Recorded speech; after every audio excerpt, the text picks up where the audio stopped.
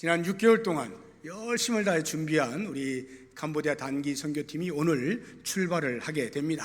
이제 한 주간 동안 선교의 현장의 곳곳에 누비고 다닐 우리의 24명의 복음 전사들이 이 자리에 앉아 있습니다. 이미 많은 준비를 하였지만 특별히 오늘 말씀을 통해서 다시 한번 스스로를 돌아보고 재무장하는 그런 시간을 갖기를 원해서 오늘 본문의 말씀을 선택을 하였는데요. 오늘 본문 말씀을 보시게 되면 이제 한 절의 말씀 속에 이렇게 이사야 선지자가 외칩니다. 아름다운 소식을 시온에 전하는 자여, 그리고 아름다운 소식을 예루살렘에 전하는 자여 하면서 그 복음을 전하는 자에게 너희들 이렇게 하면 좋겠다 하고 행동 강령을 이야기해 주고 있는데요. 이것을 오늘 우리 시대에 지금 우리 교회 상황에 맞게 각색을 한다면 이렇게 부르는 거죠. 아름다운 소식을 캄보디아에 전하는 자여. 여기 24명의 선교 팀원들이 아름다운 소식을 전하기 위해서 가는 겁니다. 그렇게 갈 때 과연 어떻게 해야 되느냐 하는 행동 강령 3가지를 제가 오늘 말씀을 드릴 텐데, 이것은 비단 24명의 선교 팀원들만 들어야 할 것이 아니고 우리의 일상의 삶에서 모든 성도가 복음 전도의 사명을 하나님께로부터 받은 자로서 마땅히 들어야 할 말씀이고, 그 말씀을 중심으로 해서 우리의 전도자의 삶을 살아낼 그런 각오를 하는 복된 시간이 되면 좋겠어요. 3가지를 간당간당하게 말씀을 드릴 텐데, 제일 먼저 높은 산에 올라야 합니다. 다시 한번 구절을 보시게 되면 아름다운 소식을 시온에 전하는 자여 너는 높은 산에 오르라, 이렇게 말씀하고 있습니다. 높은 산에 오른다는 것이 무엇을 의미하는가? 왜 높은 산에 올라야 되느냐? 3가지가 있는데, 하나는 모든 사람이 누구든지 내가 외치는 소리를 들을 수 있도록 하기 위하여 높은 산에 오르는 것입니다. 높은 곳에서 외치면 많은 사람이 잘 들을 수가 있죠. 우리가 예수님이 이제 부활하시고 승천하시기 직전에 제자들을 모아놓고 증인의 삶을 살도록 당부한 말씀을 잘 알고 있는데요. 사도행전 1장 8절을 보면 이렇게 예수님이 말씀하십니다. 오직 성령이 너희에게 임하시면 너희가 권능을 받고 예루살렘과 온 유대와 사마리아와 땅끝까지 이르러 내 증인이 되리라 하시니라. 여기에서 우리는 증인으로서의 삶을 살아야 하는 뜨거운 마음도 있지만, 그러나 한편 오해하기 쉬운 내용이 있어서 말씀을 드리면, 예수님이 하시는 말씀이 예루살렘과 그보다 조금 넓은 지역 온 유대와 그보다 좀 더 멀리 나가서 사마리아와 그보다 더 멀리 나가서 땅끝까지 이르러, 이렇게 말씀하시는 부분에서 자칫 우리는 오해할 수가 있는데, 예루살렘부터 복음을 전하고 그 다음에 다 끝나면 그 다음에 유대에서 다 복음 전하는 게 끝났으면 사마리아 그리고 땅끝까지 가라, 이렇게 지역의 순서를 말씀하시는 것으로 오해할 수가 있는데, 예수님은 그 말씀을 하신 것은 아닙니다. 물론 그게 자연스러워요. 당연히 우리 가까이에서부터 복음을 전하죠. 그러나 예수님이 하신 말씀은 그런 의미에서 하신 말씀이 아니고요, 예루살렘에 거하고 있는 사람이든지 또는 더 넓은 지역인 유대 땅에 있는 사람이든지 더 멀리 있는 사마리아 땅에 있는 사람이든지, 아니면 우리가 존재조차도 잘 알지 못했던 어느 나라 어느 땅에 있는 사람이든지 누구든지 복음을 들어야 한다. 그 말은 누구에게나 복음을 전해야 한다 하는 말이에요. 누구에게나, 즉 순서를 말씀하시는 것이 아니라 복음을 듣는 일에 있어서 차별 없음을 말씀하고 있는 것입니다. 그런 면에서 우리는 혹시라도 지금 우리 교회 주변에도 안 믿는 사람이 널려 있는데 왜 거기는 신경 안 쓰고 저 멀리 우리하고 아무 상관도 없는 캄보디아 땅까지 가가지고 복음을 전하나, 혹시라도 이렇게 생각하시는 분이 계신다면 잘 생각하셔야 돼요. 우리 교회 주변이 복음화가 다 되고 나서야 그 다음 인천에 저 어디도 가고 다른 나라도 가고 이렇게 하는 것이 아니고요, 누구에게나 복음을 전해야 하는 이 사명 때문에 우리 교회가 파송한 캄보디아에 그 땅에도 복음을 전하기 위해서 지금 가는 거예요. 그래서 그 많은 시간을 들여서 그 많은 물질을 준비해서 또 에너지를 쏟아서 잘 준비하여 가는 이유가 누구에게나 복음을 전해야 하는 이 사명 때문에 그러하다 하는 것을 꼭 기억을 하시고, 우리 모든 성도님들이 이번에 많은 후원을 해주셔서 전혀 걱정 없이, 물질 걱정 없이 다녀올 수가 있게 되었는데, 이것이 곧 하나님의 선교에 동참하는 우리 모두의 마음이다 하는 생각이 듭니다. 두 번째로 높은 산에 올라야 하는 이유가 뭐냐? 그것은 다른 사람들, 그러니까 말을 듣는 사람들을 잘 볼 수 있도록 하는 거죠.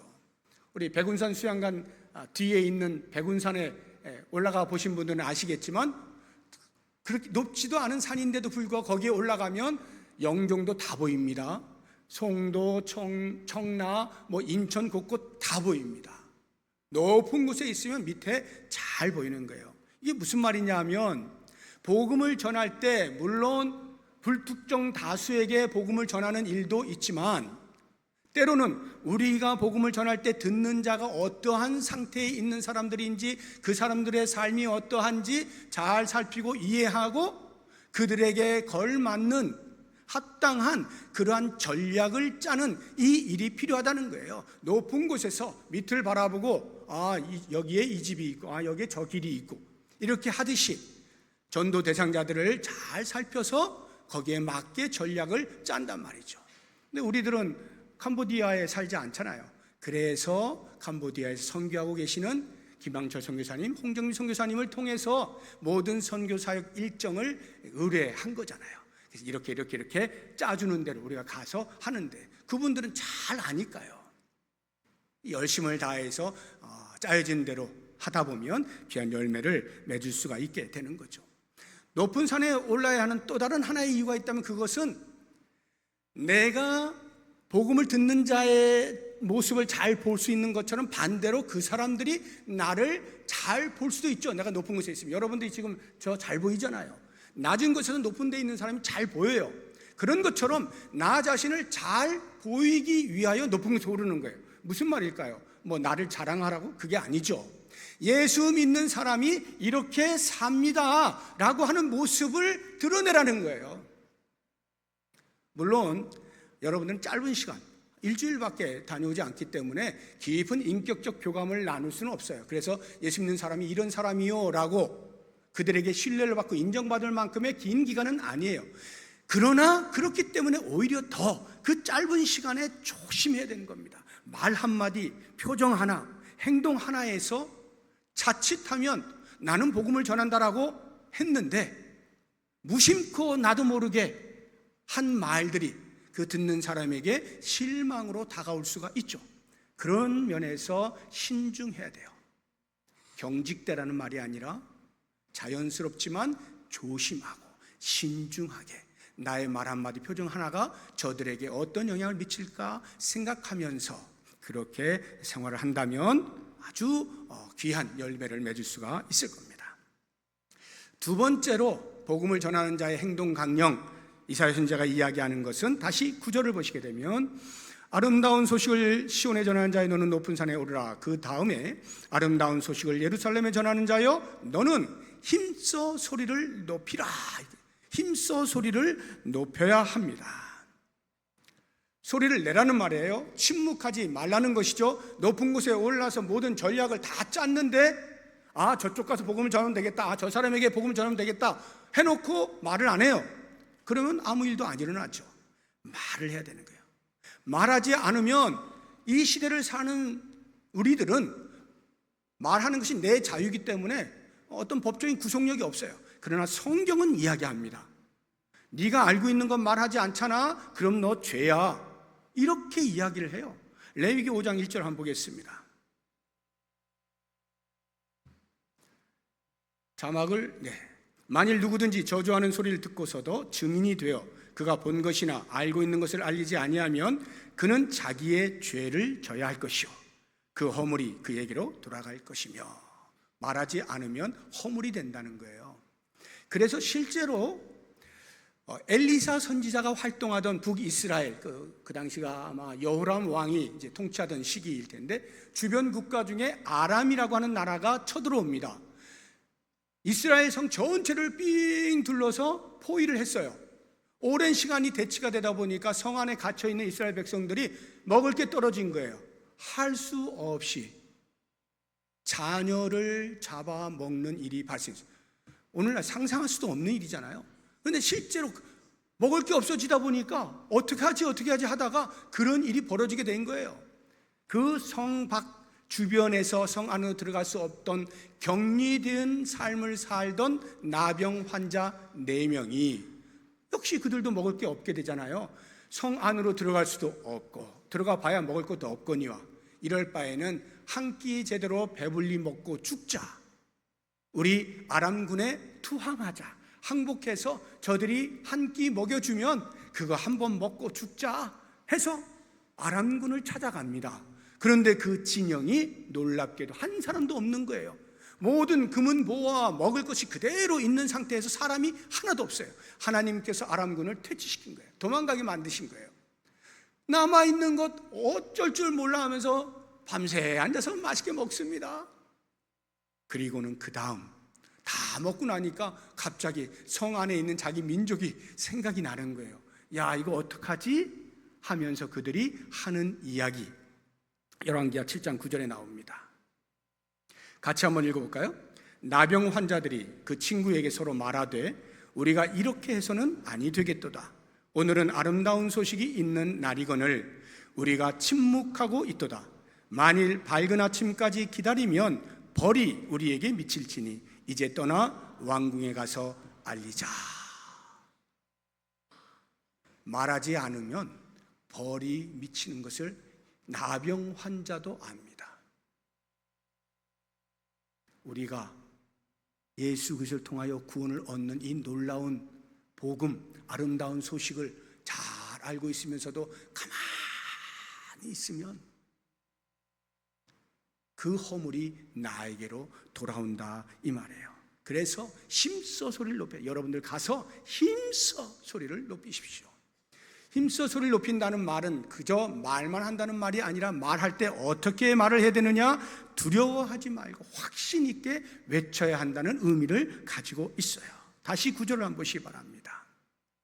뒷부분에 너는 힘써 소리를 높이라 하고 그 뒤를 보시게 되면 두려워하지 말고 소리를 높여라 이렇게 두려워하지 말고 소리를 높여 확신 있게 외쳐라는 말이에요. 어떤 경우에 두려움이 생기는가? 두 가지가 있는데 하나는 내 마음에 확신이 없을 때 두려움이 있어요.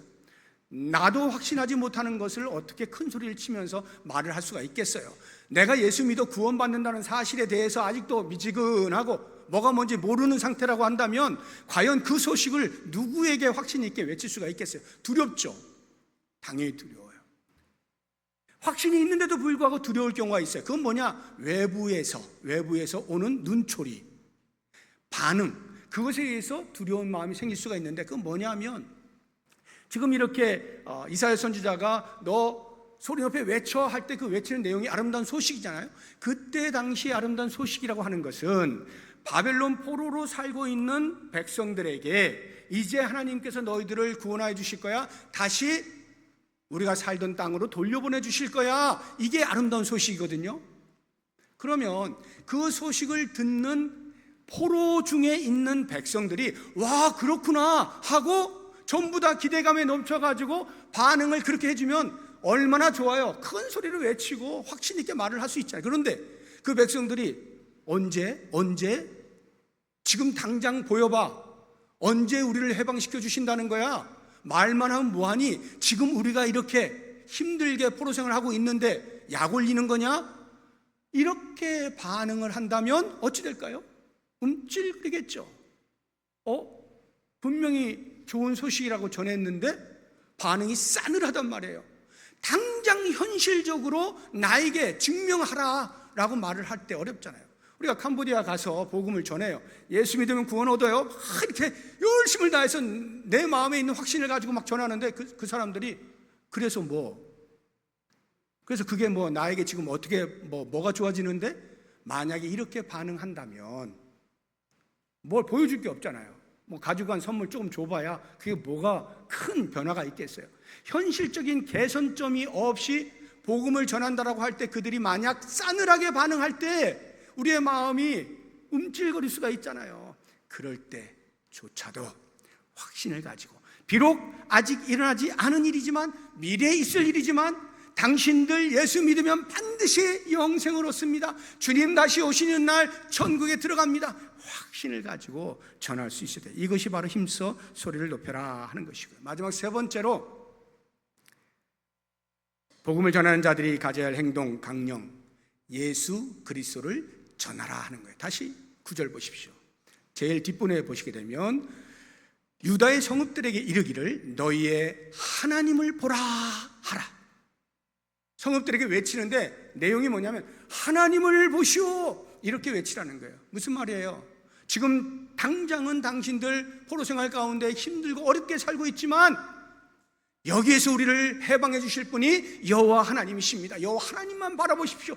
반드시 하나님께서 우리를 구원해 주실 것입니다. 이 이야기를 외치라는 거잖아요. 그렇다고 하면 이것이 이제 신약시대에 와서 오늘날 우리들이 외쳐야 될 것은 뭐예요? 구약시대에는 아직 예수님이 오시지 않은 때니까 하나님을 보라 이렇게 하는 거지만, 이제 신약에 와서 예수 그리스도가 이 땅에 오셨잖아요. 그리고 십자가에서 피를 흘려 우리를 구속하셨잖아요. 그리고 부활하셔서 그 죄의 삭신 사망을 대신 치르시고 깨뜨리셨잖아요. 그 예수 그리스도가 우리의 진정한 구원자이심에 대하여 외치는 거죠. 하나님을 보라 하는 이 말은 우리 시대로 말을 하면 예수 그리스도를 보십시오. 여기에 구원이 있습니다. 진정한 구원은 오직 여기에 있습니다. 예수 그리스도만이 우리의 구원자이십니다. 이것을 외치라는 거죠. 그래서 선교의 목적, 선교의 핵심은 영혼 구원이에요. 영혼 구원. 다른 데 있지 않습니다. 여러분이 단기 선교 간다? 단기 선교 가는 목적은 영혼 구원을 위하여 가는 거예요. 그것이 당장의 열매를 맺느냐 안 맺느냐는 둘째 문제고, 우리의 궁극적인 목적은 영혼 구원이에요. 물론 여러분들이 그거 외에도 여러 가지 유익을 얻을 수 있어요. 외국을 경험한다는 경험도 있고, 또 선교 현장을 직접 본다는 그러한 유익도 있고요. 또는 여러 가지 공연들을 많이 준비해가지고 그들과 함께 마음을 나눈다는 그런 것도 있고, 또 선물들을 수백 개 이렇게 준비했잖아요. 그런 거 나눠주면서 마음을 나눈다는 이런 것들 다 있어요. 그러나 그 모든 행위는 전부 영혼 구원에 귀결돼야 돼요. 그것이 빠진 나머지 행동들은 선교의 의미가 없는 거예요. 본질 없이 주변의 것을 아무리 잘해도 효과는 없는 거예요. 하나님의 선교에 동참한 것은 아닌 거죠. 그런 면에서 우리는 꼭 기억해야 돼요. 우리가 전할 핵심 내용은 예수 그리스도다. 우리의 모든 행위는 다 거기에 초점을 맞추어서 하는 것이다 하는 것을 잊지 마시기 바랍니다. 말씀을 정리할 때, 우리가 선교한다 할 때 첫 출발이 지금 가는 거잖아요. 가야 뭐 선교가 될 거 아니에요. 그래서 예수님께서도 너희는 가서 모든 민족을 제자로 삼아, 이렇게 너희는 가서 가야 되는 것이죠. 그런데 간다라고 할 때 그 가는 자가 힘에 겨우면 가다 말고 힘들어 지쳐서 포기하고 이런 일이 벌어지잖아요. 가는 자의 복이 있어요. 어떤 복이냐? 이사야 선지자가 이사야서 52장 7절에서 이렇게 이야기합니다. 좋은 소식을 전하며 평화를 공포하며 복된 좋은 소식을 가져오며 구원을 공포하며 시온을 향하여 이르기를 내 하나님이 통치하신다 하는 자의 산을 넘는 발이 어찌 그리 아름다운가. 복음을 전하는 자가 너무나 아름답다. 아름답다는 말은 복되다 이 말이에요. 복되다. 왜? 하나님의 선교에 동참하는 거니까. 하나님이 쓰시는 일꾼으로 사용되고 있는 거니까 얼마나 복되냐라고 하는 거예요. 그러면 이렇게 가고자 할 때 가는 것보다 먼저 앞서는 게 있어요. 그게 뭐냐? 보내는 겁니다. 그래서 여러분, 지금 24명이 갑니다. 그러나 나머지 모든 성도는 보내는 선교를 하고 있는 거예요. 이분들은 가는 선교를 하죠. 여러분들은 보내는 선교. 보내지 않으면 가는 일이 없어요. 그 사실을 사도 바울이 얼마나 논리정연하게 이야기해 놓고 있는지 몰라요. 사도 바울이 바나바와 함께 안디옥 교회에서 파송을 받잖아요. 그로부터 1차, 2차, 3차 선교 여행을 하는 거 아닙니까? 그런 경험을 했던 사도 바울이 이런 논리로 보내는 것이 얼마나 중요한지 이야기해 주고 있습니다. 로마서 10장 보겠습니다. 13절 이하부터. 누구든지 주의 이름을 부르는 자는 구원을 받으리라. 구원을 어떻게 받아요? 예수 그리스도의 이름, 거기에만 구원이 있어요. 그런데 그들이 믿지 아니하는 이를 어찌 부르리요? 아무리 불러라 해도 마음속으로 믿어지지 않으면 안 된다는 거죠. 믿어야 부른다는 거죠. 그런데 듣지도 못한 이를 어찌 믿으리요? 믿으려고 하는데 들은 게 없어요. 뭘 믿으라는 거야? 그러니까 들어야 된다는 거죠. 그런데 듣는데 전파하는 자가 없이 어찌 들으리요? 누군가가 말을 해야 들을 거 아니냐 이 말이에요. 그 다음 보세요. 보내심을 받지 아니하였으면 어찌 전파하리요? 이들이 지금 가서 복음을 전합니다. 그런데 보내는 사람이 없으면 가는 일이 없는 거예요. 우리의 교회가 이들을 파송하지 않으면 가는 일이 없는 거예요. 뭐 개인적으로 갈는지는 모르겠지만 그래서 보내는 게 중요해요. 기록된 바 아름답도다 좋은 소식을 전하는 자들의 발이여, 이분들이 가는 그 발이 아름답다는 거예요. 그 이야기는 곧 보내는 우리들도 역시 복되다 이 말이잖아요. 다시 말하면 가는 자와 보내는 자가 다 동일하게 하나님의 선교에 동참한다는 사실입니다. 이번 우리 선교팀원의 그 주제가 블레싱 캄보디아입니다. 캄보디아를 축복하자, 하나님의 복이 캄보디아에 임하기를, 이런 주제를 가지고 지금 나아가는 거예요. 이제 앞에 나가서 이렇게 보실 텐데 유니폼을 다 맞췄어요. 가슴에 블레싱 캄보디아 딱 써 있거든요. 사실 그 선교팀장이 저에게 티 하나를 가지고 오면서 이게 우리 유니폼인데 설교하실 때 이거 입고 하시면 안 될까요? 이러더라고요. 제가 고민 많이 했습니다. 엄청 고민하다가 결국에는 요 모양으로 나왔습니다. 티를 입고 하기에는 혹시 우리 연세 드신 분들이 저거 뭐야? 이럴까봐 충격을 받지 마시라고 그나마 이 복장, 이게 캄보디아 정장입니다. 제가 정장이 몇 벌 있거든요. 캄보디아 정장이 그 중에 가장 눈에 띄는 거, 빨간 거. 왜 제가 이걸 입었겠어요? 힘을 실겠다 이 말이죠. 나도 당신들과 같이 간다, 이거 보여주려고 이거 하는 거예요. 그럼 뭐 저만 그렇습니까? 우리 모든 성도님들이 다 같이 한 마음으로 블레싱 캄보디아 이것을 두고 같이 보내고 가면 저는 믿기로 캄보디아 땅에 놀라운 복음의 역사가 있고 하나님의 복이 임하는 것은 말할 것도 없거니와 그 일을 통하여서 우리 부평 동북교회에도 하늘문을 여시고 하나님께서 말할 수 없는 큰 복을 부어주실 줄로 믿고 오늘 이 말씀을 붙잡고 우리 가는 분들이나 보내는 분들이나 한 가지로 하나님의 일을 바라보고 경험할 수 있는 놀라운 복이 있기를 주의 이름으로 축복합니다. 기도하겠습니다. 하나님 아버지 감사합니다. 우리가 하나님의 부르심을 받고 하나님의 기이한 덕을 선포해야 할 사명이 우리에게 있는 것을 알아 특별히 이번에 캄보디아 선교 팀들이 열심을 다하여 준비함으로 출발하고자 할 때 우리 모든 성도가 힘을 다하여 보내고자 합니다. 보내는 자나 가는 자 모두가 힘을 합하여 캄보디아 땅을 위하여 복을 빌 때 하나님께서 놀라운 복을 부어주시고 이 일을 통하여 우리 교회도 하나님의 복을 많이 누릴 수 있는 기회가 되게 하여 주시옵소서. 예수님의 이름으로 기도드립니다. 아멘.